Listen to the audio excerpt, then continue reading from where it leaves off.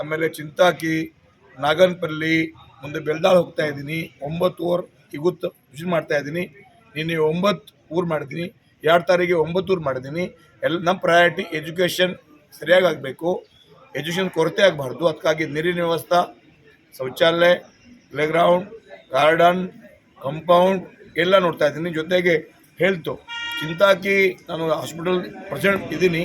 ಭಾಳ ಒಳ್ಳೆ ನಾನು KKPTನಲ್ಲಿ ಏನೇನು ಬೇಕೋ ಎಲ್ಲ ಕೊಟ್ಟಿದ್ದೀನಿ. ಚಿಂತಾಕಿ ಹಾಸ್ಪಿಟಲ್ ಸೂಪರ್ ಆಗಿದೆ, ಎಲ್ಲ ರೋಗಿಗಳು ಬರ್ತಾ ಇದ್ದಾರೆ. ಅದಕ್ಕಾಗಿ ನಮ್ಮ ಒಂದೇ ಗುರಿ ಇದೆ, ನಮ್ಮ ಔರಾದ ಔರಾದ್ ಮತ್ತು ಕುಮಾರನಗರ್ ಸರ್ವಾಂಗೀಣ ವಿಕಾಸ ಆಗಬೇಕು, ಜನರ ಮಧ್ಯೆ ಹೋಗಬೇಕು.